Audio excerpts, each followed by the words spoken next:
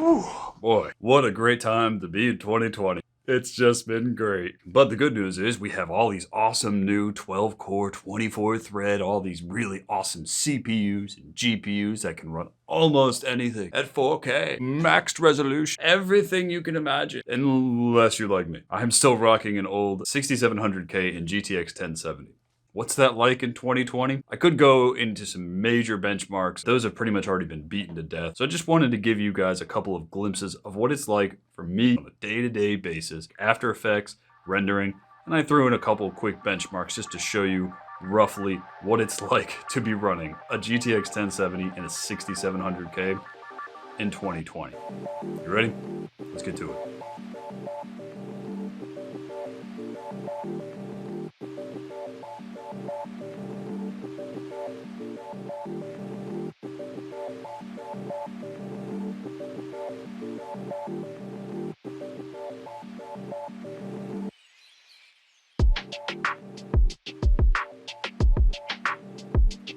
Alright, so here's my task manager. I have a 6700K at 4.3 to 4.4 gigahertz, roughly somewhere in that range. And here's the, what, 32? What is eating up all my memory? Oh, Jesus Christ, Chrome. All I'm running is SoundCloud. Good God. Anyways, I have two M.2s and a 4 terabyte HDD. And as you see here, I'm running a GTX 1070. I don't know why it's using that much utilization, but it's got 8 gigs of onboard RAM. It should be plenty. As you can see here, while scrubbing through the live play at full resolution on this pretty relatively low demanding scene, it is pretty smooth until you get to some of the more complicated aspects. You're looking at low frame rate for live feed. That's really disappointing to see. I expected a lot better than this. I understand it's old, but look at this. This frame rate is really, really bad. Now here is where we start running into some strange issues. Do start seeing some really odd things pop up here. When you're scrubbing through some assets, you can get some good playback on what should be fairly demanding, but as you see right here, we are dropping down to literally 2 to 3 frames a second. This is a basic plugin that's already inside of this. It is not an issue with my RAM. This is something that is 100% a problem with the encoding speed of both the 6700K and the 1070. It's just simply not enough. And as you can see here, when I open this up and start moving around, it's actually pretty good. It renders and updates pretty quickly. It's pretty impressive how well it handles certain things inside of 3D rendering, like After Effects. Unfortunately, there's also things that it just doesn't handle well, as you saw previously. In the Unigine Heaven maxed out test for 1080p, the 1070 managed to eke out about 1528. For reference here, the 3080, the 3070, and even the 2070, although they have more advanced CPUs, outpace it by nearly 3 to even 10-fold in certain cases. The 3080 ranges from 11,000 to 12,000, the 3070 is ranging about 8.5 to 9.5, the 2070 still does 4,800 to 6,100, somewhere in that ballpark. So we are quite behind. Alright, here we are at the very end. That took quite some time. It actually took somewhere in the neighborhood of 13 minutes or something like that to complete. Now, if you did notice, in the single-threaded department, we actually surpassed a lot of these bigger CPUs. That's because it's single-threaded. That's where these reign king. 1172 is not horrible, but as you can see, even the 7700K gets almost 100 points more.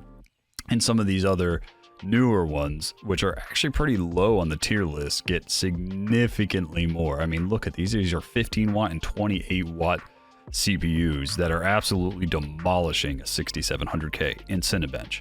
This is a great reference for those of you looking to see just how well some of these old processors hold up. Cyberpunk is already a very demanding game, but of course I just had to make it even more demanding because that's what I do with video games, is crank them to the absolute max that the engine will allow.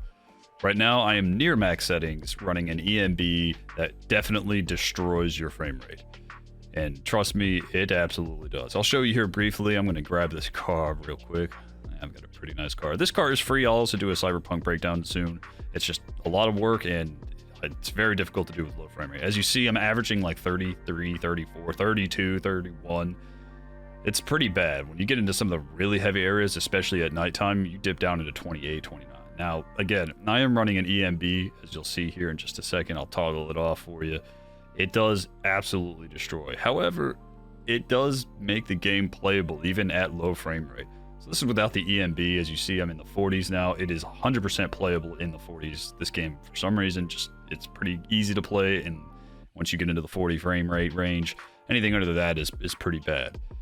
It does okay. There's a lot of things to render in Cyberpunk, and as many people know, there is a dramatic frame rate cost to all these things that pop up, especially when you're running ray tracing, which obviously I am not on 1070.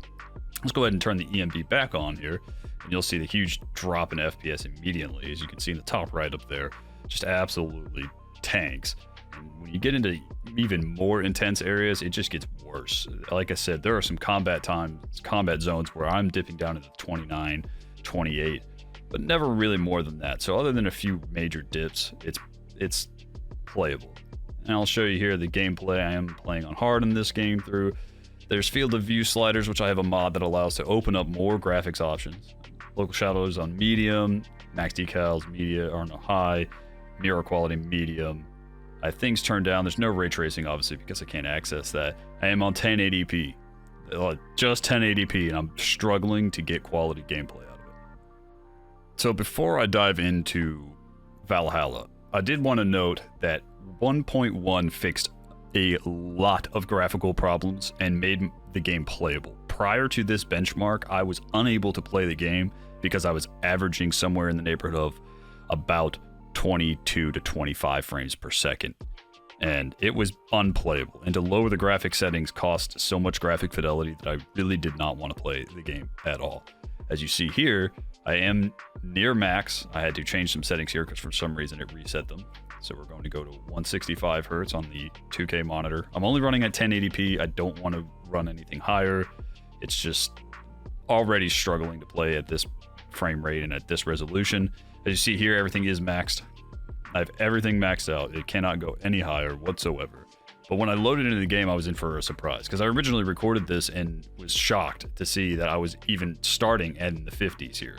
Now, there is some 1% lows and 0.1% low issues. The CPU utilization has dropped tremendously. This CPU utilization used to stay at 99 all the time. It was at 99%. It has dropped dramatically. As you see here, we even peak at some of the 60s. The reflections still look great. The water looks great. Everything looks significantly better. Again, we are maxed out settings. There is no FPS limit. We are maxed out.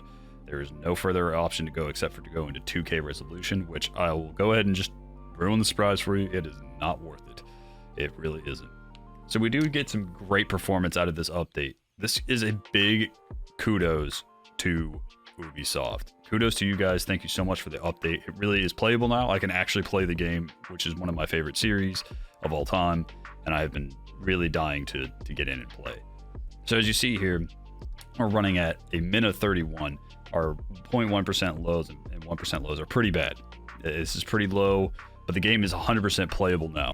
I also really wanted to test some actual gameplay footage here.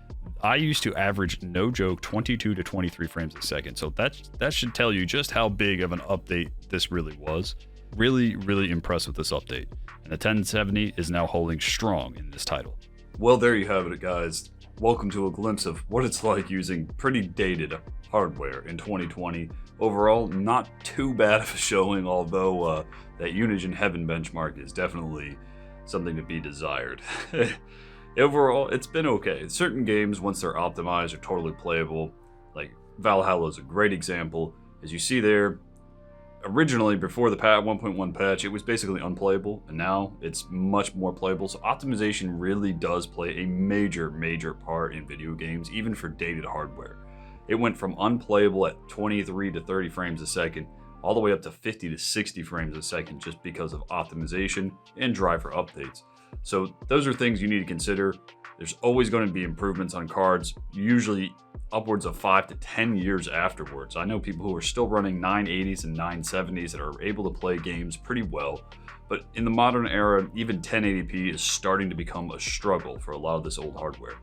So if you have a chance, I know things are tough right now, times are really tough. If it's something that you can afford to do, I highly recommend doing it, and don't pay for the scalped price. Don't do it. It's better to wait. Supplies are coming. Nvidia just struck a deal with Samsung. We should see much bigger supply for the RTX 3000 series in the coming future.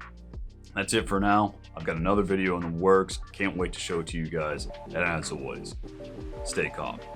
Conquer all.